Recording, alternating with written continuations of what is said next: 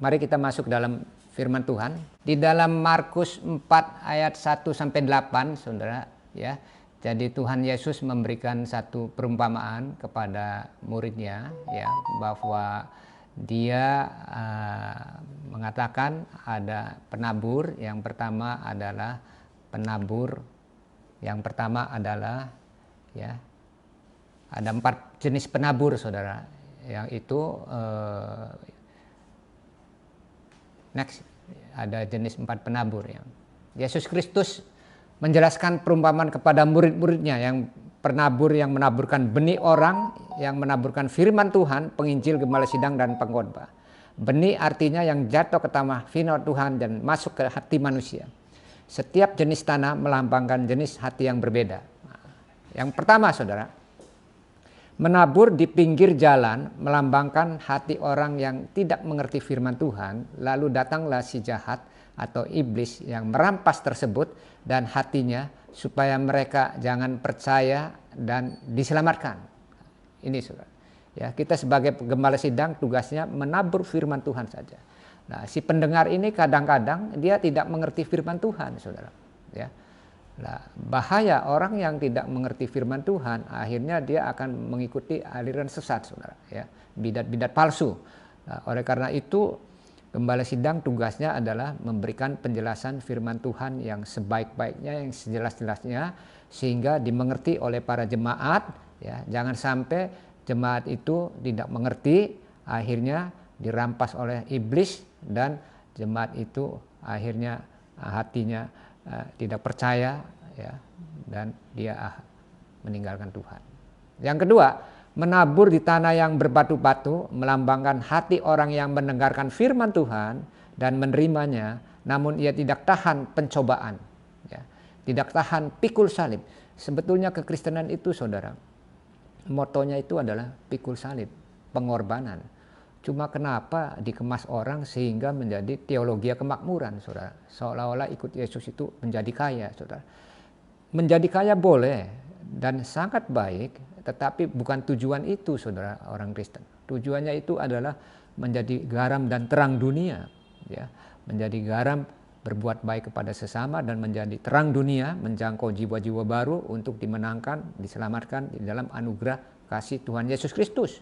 Nah, di tengah perjalanan yang profesinya sebagai pengusaha, jalankan saja, ya. Nanti bonusnya itu akan mengintil sendiri, ya, itu yang disebut kemakmuran, Saudara, ya. Jadi jangan dibalik, kalau ikut Tuhan harus menjadi kaya, itu kurang alkitabiah, ya. Bonusnya akan berkelimpahan asal Saudara setia. Jadi menabur di tanah yang berbatu-batu melambangkan hati orang yang mendengarkan firman Tuhan dan menerimanya, namun ia tidak tahan pencobaan. Apabila datang penindasan atau penganiayaan karena firman Tuhan itu, maka orang tersebut segera murtad, Saudara. Ya. Nah, jadi kalau dasarnya kemakmuran, dia akan nggak tahan, Saudara, murtad. Tapi kalau dasarnya pikul salib, berkorban, mengabdi kepada Tuhan Yesus, ya, maka upah yang dijanjikan Tuhan pasti digenapi, ya. Yang ketiga, Saudara, menabur di semak duri melambangkan hati orang yang mendengarkan firman Tuhan tetapi tergoda oleh keinginan hal-hal duniawi, ya. Beda, Saudara, keinginan dan kebutuhan. Kalau kebutuhan ini sehari makan 3 kali, pakaian dan sandang dan papan rumah, itu kebutuhan harus dipenuhi. Tapi kalau keinginan ini, Saudara, Anda belum berhasil jadi pengusaha besar, ingin beli mobil yang mewah, ya, ingin menikmati kehidupan yang mewah, sehingga menghalalkan segala cara, sehingga jatuh dalam dosa kejahatan, Saudara. Nah, inilah, Saudara, yang harus kita cegah.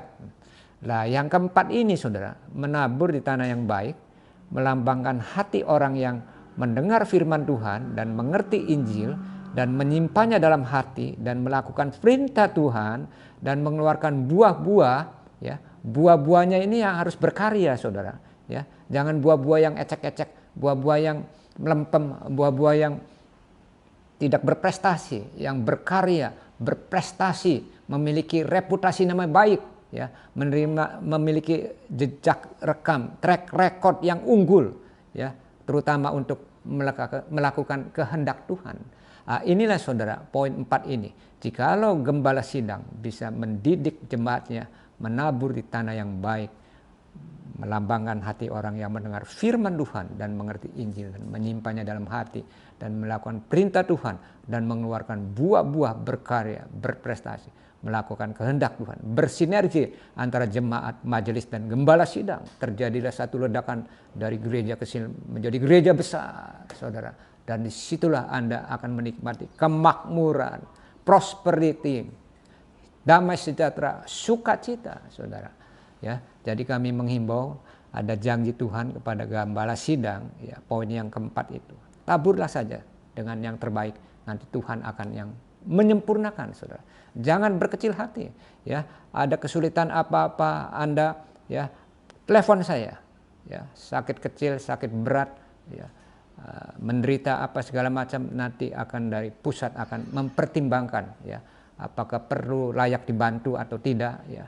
Pokoknya sharing, selalu sharing lah, bagaimana gitu, supaya kita berjalan bersama-sama, bergandengan tangan satu dengan lainnya, bersinergi, membentuk satu tim CMC, menjadi satu kesatuan yang mengutamakan kehendak Tuhan dan mensejahterakan para gembala sidang, saudara. Kita sedang memikirkan bagaimana supaya gembala sidang ini hidupnya sejahtera dengan mendatangkan pakar-pakar ekonomi, ya, makanan ayam kuliner seperti Bapak John Kumala. Dia bersedia memberikan pengajaran-pengajaran, saudara, ya. Jadi sabar saja, ya, nanti kita akan atur mengenai Apostolos Camp yang membuat saudara menjadi prajurit Kristus dan saudara menjadi laskar-laskar Kristus yang sejati, yang mempunyai gambar diri yang jelas, yang berintegritas, menjadi seorang pengabdi, pelayan Tuhan yang sejati dan unggul, terutama dalam mengembalakan gerejanya. Akhir kata, berjuang maju terus. Jangan sekali-kali orang yang memfitnah, yang menghasut, mengolok-olokin bahwa saudara tidak akan bertumbuh, itu anggap saja anjing mengonggong kafilah berlalu, ya. Karena janji Tuhan tidak ada yang mustahil, ya. Pakailah dengan kuasa Tuhan, dengan doa dan puasa, saudara, sehingga pertumbuhan gereja besar dari sekarang mewujudkan satu impian untuk menjadi satu gereja yang menjadi berkat bagi sesama dan Tuhan.